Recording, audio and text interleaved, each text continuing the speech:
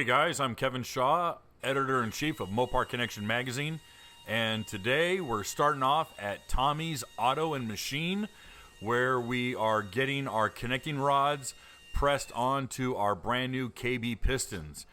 We're going to follow Frank Offria as he walks us through his process and just shows us how easy it can be.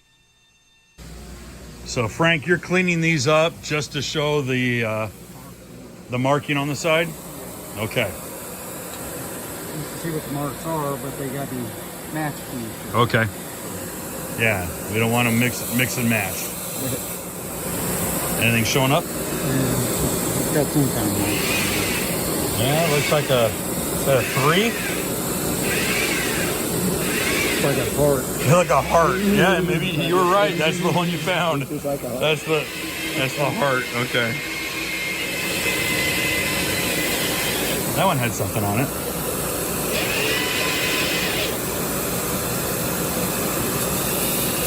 It looks like a bell. All right, so basically Chrysler was marking these with Lucky Charms, apparently. Yeah. What the hell they were.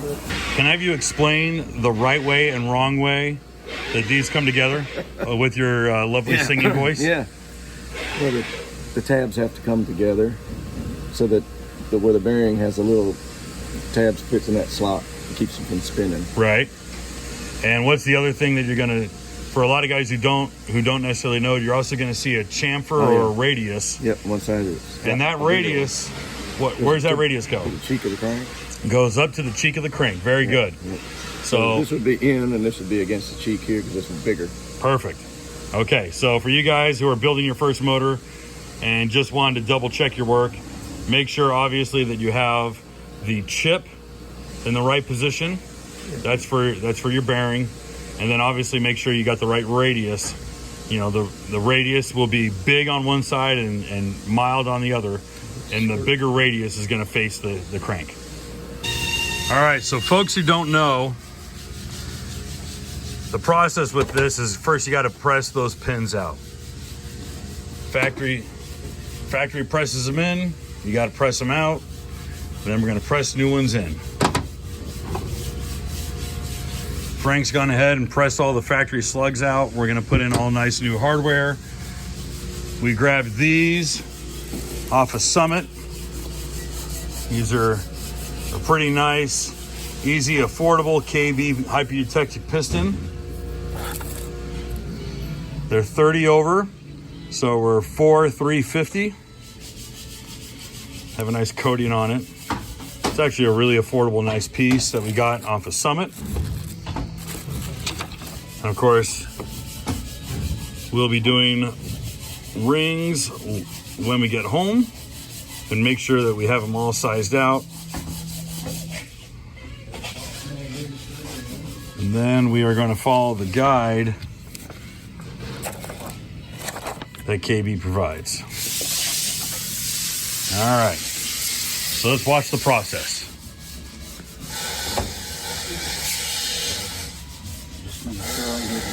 Orientation, right? Okay. Now, by orientation, what do you mean? Like bearing cage, Right. face to the outside of the block, valve release to the top side of the cylinder. So, that's where I'm at like that. So I'll just flip it upside down.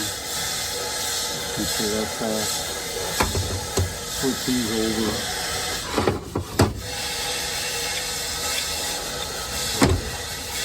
So upside down, my valve release to my left. All right. Pick it up, put it in like. Make a good assembly line. All right. Piece of cake, right? Hey. Because if you confuse it, you're in real trouble and you got some pistons installed backwards. Everything we gotta do here is make sure when we put them together that the rod is centered to the piston. Okay. So I'm just kind of eyeballing it here.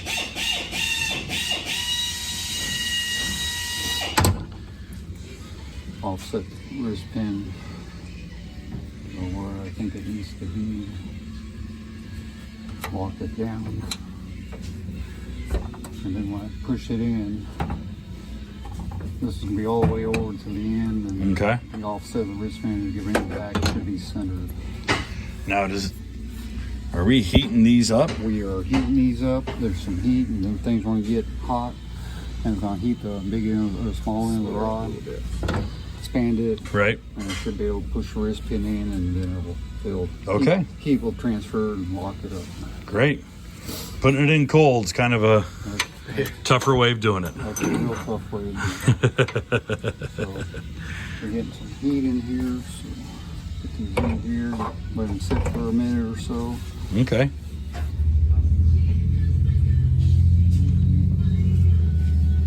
If the lights kick off, does that mean it's... On the timer. Oh, okay. Just hit the button. Okay, sorry. Thought maybe we... Well, in my garage, that means I kicked off the breaker. Right. Technically, we did that, but not on the size on it. Oh, this one is smaller. So We got a reject. Yeah, he's off by... Look at that. Boy, that slipped right on. Yeah. Holy snot. Like he's made for it. There's no press at all. You just got to cook it. Yep. All right. So if I was a garage hack, would I just sit there with a butane torch and just get them hot? hot and get the piston, set it, make up some kind of fixture, and Okay. then the biggest thing is not to over push the wrist pin inside the Right. We want it centered. right. Okay. So that one's done. I can't believe how easy that slipped on. Kind of the purpose. Put a little oil on it. And that's just like assembly oil, or just engine oil. Just engine oil. Okay. 30 weight engine oil. All right. 30 weight it is. Got plenty of that. So that's number one. A little bit offset, but I'm pretty close. So now, because these are effectively pressed on, more or less, the wrist pins don't require a keeper, do they? A No. keeper ring? Keepers are That's nice. Oh my gosh, I can't believe how nice that went in. non-keepers. You put them in that, just take them and put it in your stockpile or whatever. There we go. You know. Because the Charger, It's got float.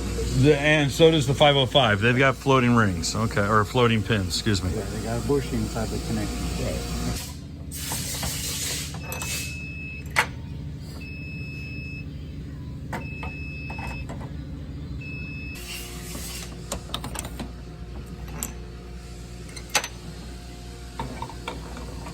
If Marsha makes 400 horse, I'll be tickled.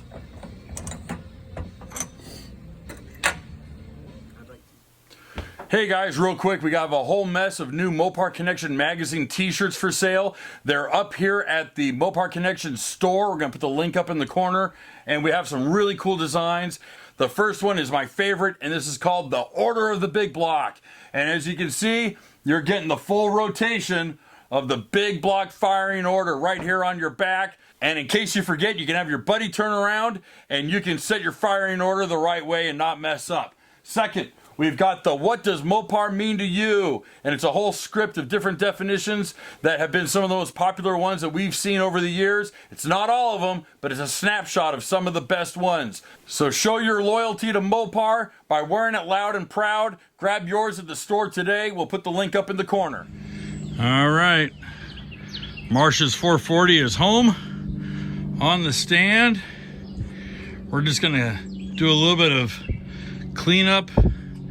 I might surface a little bit just for fun, they did a good surfacing, but I like to get them mirrored finish.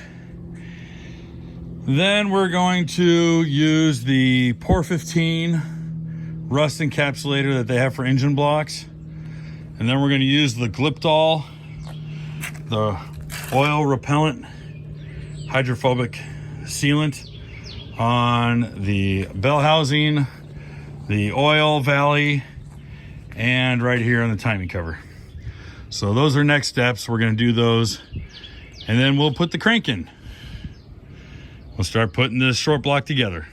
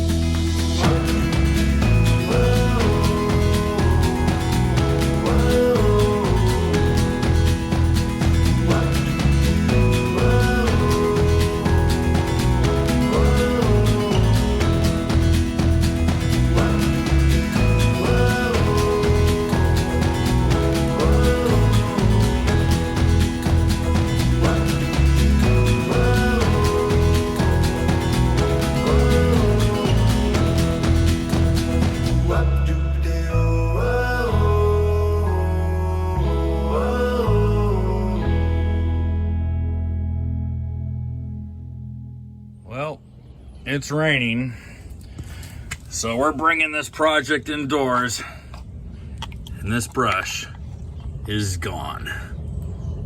That Glyptol stuff does not like to come off.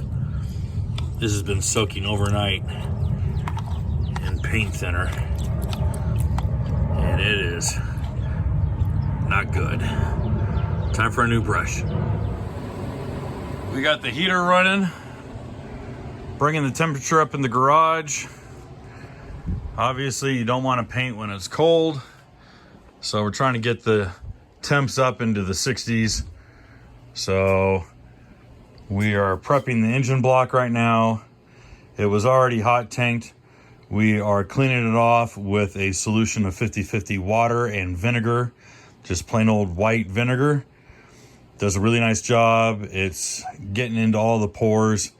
And then we are going to use our POR15. This is the factory Chrysler blue.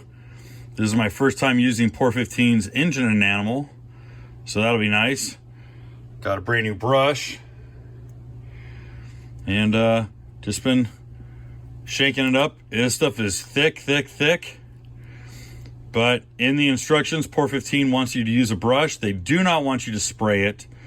And they promise, pinky swear, I don't know, that the brush strokes, the brush marks, will vanish as it dries. Dog just walked in. Okay, so we're gonna get cracking and see how it turns out. Looks pretty good. A little darker than I recall, but that might even out as we start painting. Now, a couple things about the POR15 engine enamel that we read up on prior to using it. First was that they wanted you to use, obviously, the whole family of POR15 preparation materials. They wanted you to use the metal prep, which is a spray. If you guys remember when we used POR15 on the trunk of Marsha, we used the spray, kind of turns everything black, kind of has a very unusual chemical reaction. It does have that chemical reaction, turning everything kind of dark, and that is just letting you know that it is neutralizing the rust. It is beginning to prep the surface, obviously degrease it. All the contaminants that are on the surface, I should say. I think that's the better way of saying it. We didn't use that prep. We didn't use the spray prep. Quite frankly, I didn't want to go out and buy more stuff. This is pretty pricey. It's about 50 bucks just for 16 ounces, little guy. And so, knowing that this was going to be a couple coats, I just did things the old-fashioned way, and that was with some white vinegar and some distilled water, and gave it a couple passes with that and some new paintbrushes. So I'm going to do kind of a light coat at first. We're going to let it kick. POR15 does say that it can take several hours, even up to 24 hours, depending on how thick you go. I'm again hoping to do a little bit of just a even surface coat, and then come back and do a second coat, and that should hopefully do us. This stuff does lay on really thick, so for now we're just gonna get busy laying this down. We do have the oil pan over here on the engine stand, and once the engine block is done, we will paint the pan separately. And of course, once the heads get back from the shop and we do our little port match, gasket port match, which is something I recommend with almost everything, just because, well, I mean, come on. It just takes a few hours, and you're ensuring that you're not burning up gaskets. You've got good flow. You have less restriction. It's kind of a no-brainer. But anyhow, we will have those 906 heads ready, and once we get those all dialed in, I'll give them a coat of paint as well. I hope to run just some factory style stamped valve covers, nothing crazy, but if they do not clear our rockers, then I'll have to go with some aftermarket valve covers, and there's plenty of aftermarket valve cover manufacturers to choose from. We use PRWs on the 505 motor that's still here in the garage. But we might hit up Speedmaster or PRW again, or use hamburgers, or any number. Any number of manufacturers. Yeah, it's still pretty tacky. This was my first time working with the the engine enamel from POR15. And boy, it goes on like tar. It is so thick. I just was really surprised how thick it was. So it laid down pretty syrupy. And it has obviously been overnight. But I think per the instructions, they're not joking. It should probably be a solid 24 hours. And I did do 2 coats, so that made a difference as well. Unfortunately, we got to get, I at least want to get the crank and the crank bearings in before we end this video. And then we'll spend a whole video getting our rings all set up, all filed down, and get the pistons and rods in. And I think that'll be good for a follow-up video. I did put the heater back on, see if we couldn't expedite the drying process.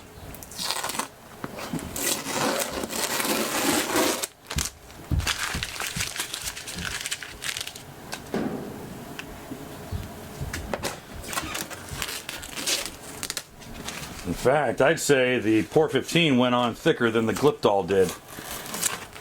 So for you guys who are curious about using both, you're going to be playing with some really thick stuff.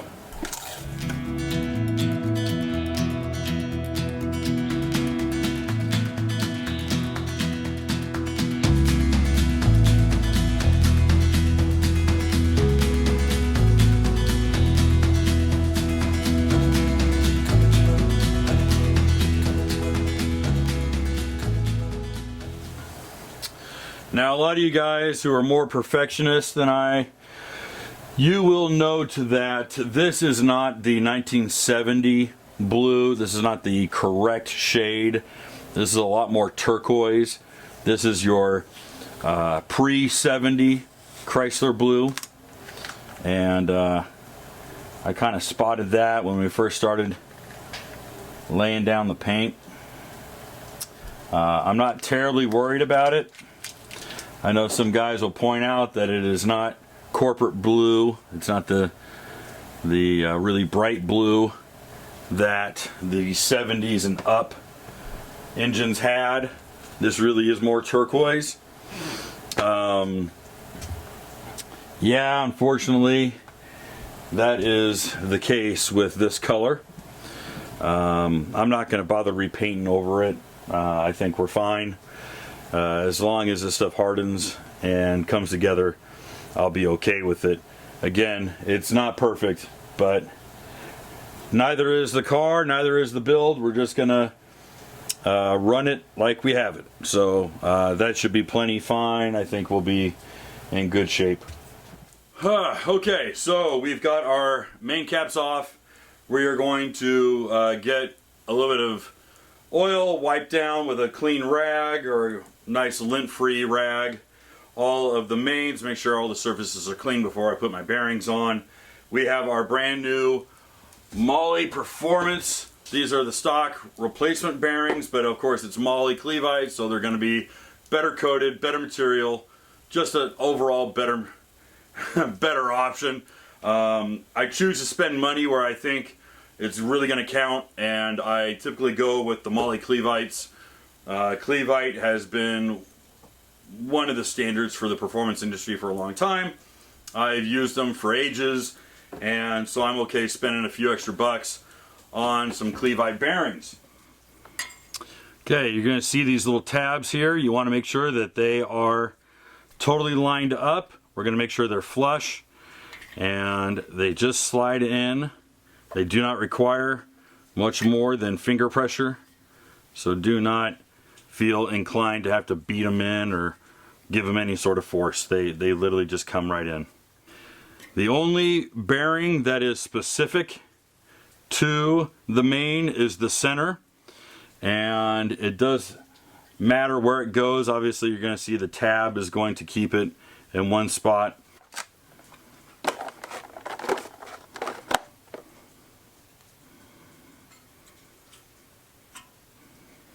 Okay, and these are for our caps. I'm going to put these over here. Alright, so next we got some assembly lube from Total Seal. Trust these guys, they know what they're doing. You don't need nearly as much as that, but there's nothing wrong with being thorough. So I got a whole mess of it. I'm happy to use more than is necessary. Now, some assembly lube is very tacky. It's almost like a glue. This is a little bit more of an engine oil. It really is up to preference. I trust these guys. Lake Speed and the team at Total Seal have a really good relationship with Driven, especially because Lake Speed's dad helped create Driven, and he worked at Driven for many, many years. So I've been happy with this stuff. I used it on the 505. I've used it on a couple other engines, and I mean, this is the third engine, and I've only used that much. So yeah, good stuff. Let's drop a crank in. These seals, this is not the high pressure seal. Again, I don't think it's necessary on this one. What I am going to do is I'm going to put both on the crank, and I'm going to set it in like this. And that way the split is vertical instead of perpendicular, and that will provide a little bit of entrapment for any oil that wants to leak out. Again, you want to get the big lip, the forward lip, towards the inside, all right, towards your connecting rods, and then the short lip that's on the outside is going to point outward. So we're going to put these on the crank first and then drop it on. We'll see how we'll see how graceful I am at doing this. So let's drop it in and see if I can't feed. There we go. Not exactly graceful, but let's see what we can do here. Let's give it a few drops for good luck.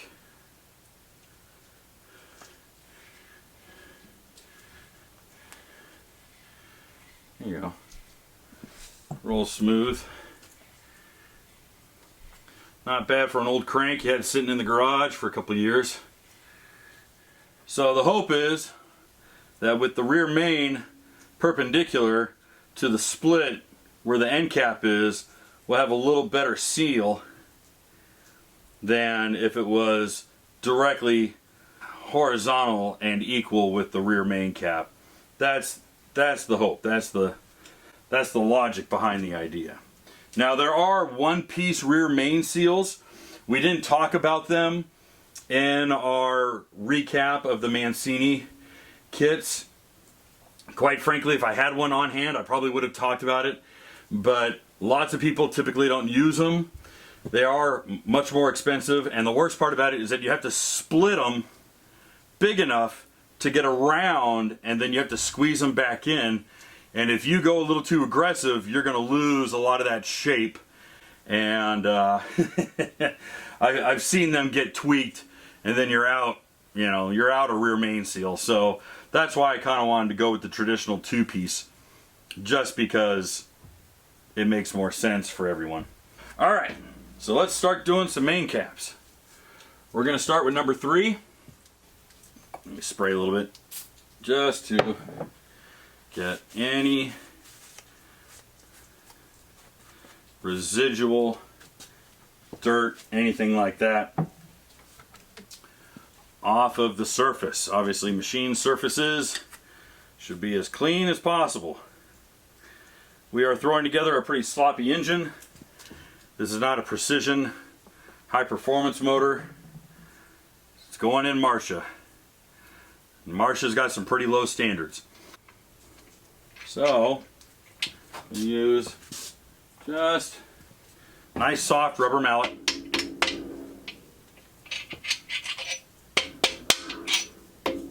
Just tap her into place. But all your numbers, your cast main caps, are all going to be on this side, and they're all going to just go in very, very nicely. Okay? Again, nothing in regards to this is aftermarket. It's not like the billet caps we had on the previous one, but they're just going to go on nice and easy. So let's repeat the process.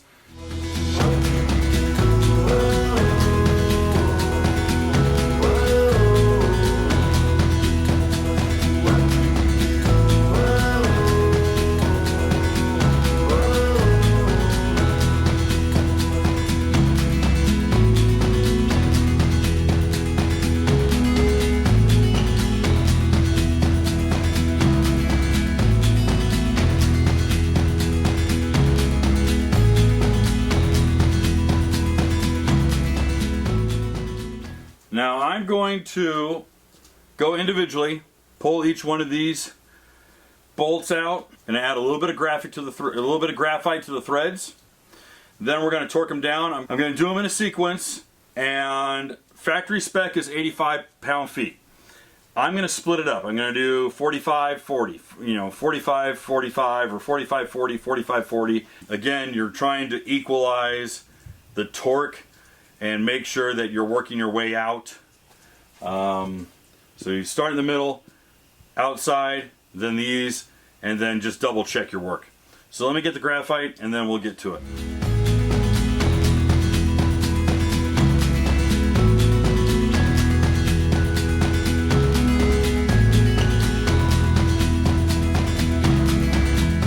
So again, factory spec for the main caps on the 440 using factory hardware are 85 pound-feet. We're going to set our trusty old school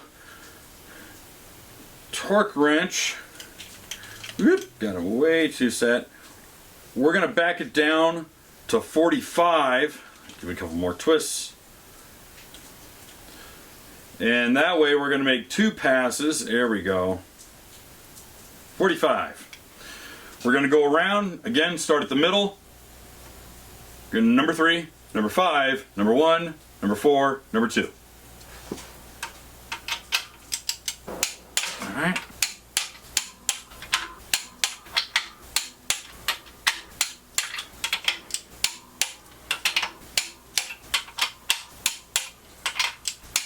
Okay, that was 45. We're going to go up to 85. 85. All right, same pattern.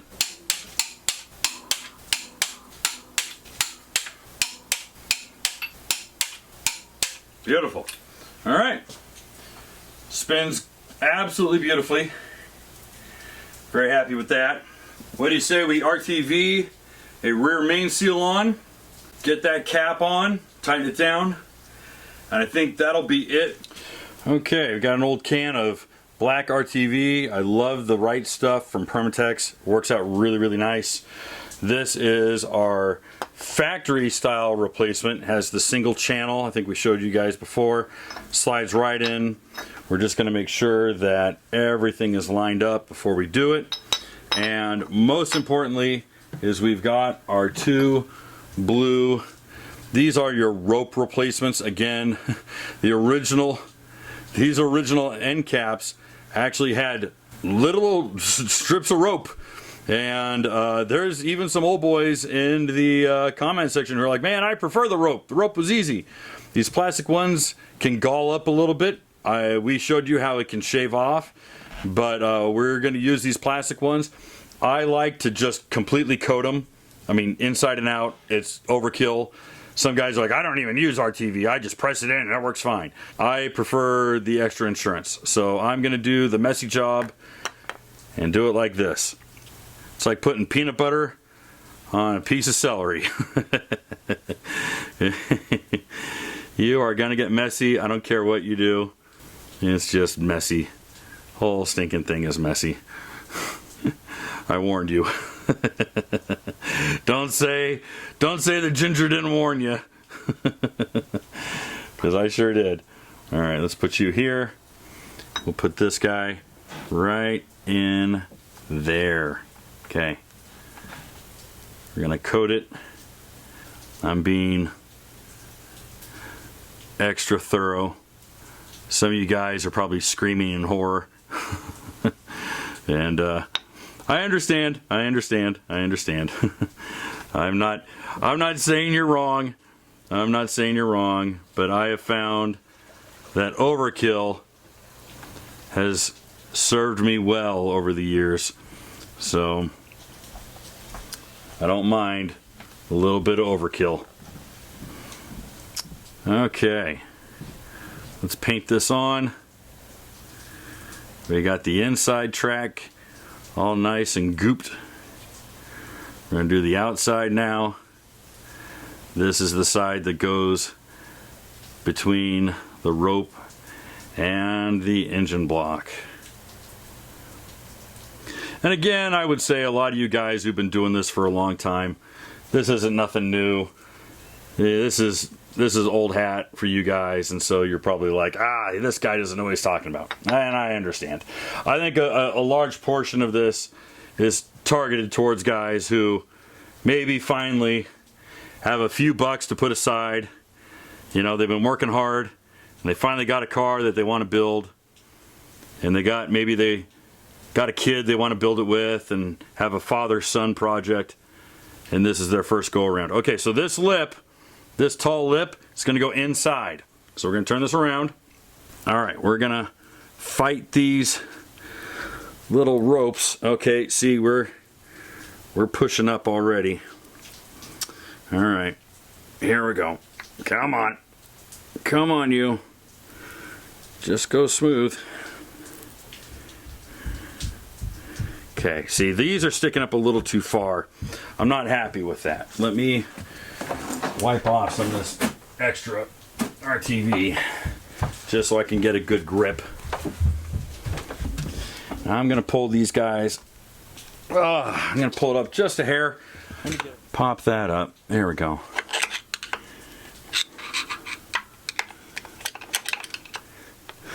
We're making good progress now. That's good. Okay. Now, you can see we're still poking just a hair.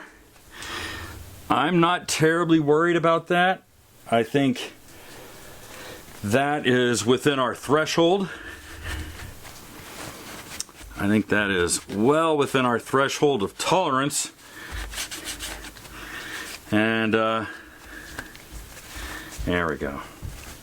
Again, it's messy, and a lot of you guys don't use a drop of this stuff, and that's okay. But the big trick, making sure that we can hand thread our bolts in. And as you can see, they're going in nice and pretty. And that is the most important thing, because that means we're lined up. Get that ratchet, snug these guys up. This is aluminum. You do not need to go crazy. You're not holding the crank down with this. You're simply sealing it up. But other than that, fellas, I think we're groovy. Yeah, she looks pretty. Rear main seal. The seal itself, the gasket, is perpendicular to our split here.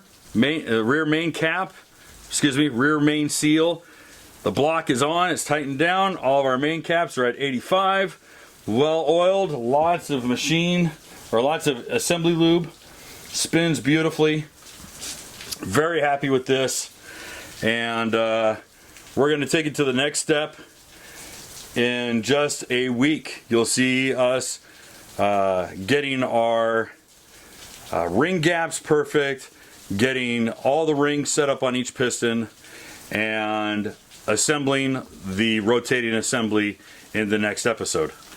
So until the next episode, guys, if you want more awesome Mopar content, if you haven't already, why don't you hit the subscribe button to this YouTube channel? But more importantly, Mopar Connection Magazine is in fact the most popular Mopar enthusiast magazine published today. We're beating out the print titles. We're so excited for all you guys who are coming in.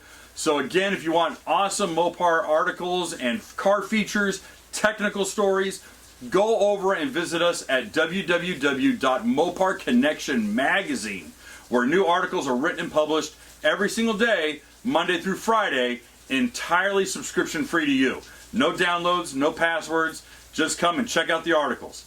We'll see you there.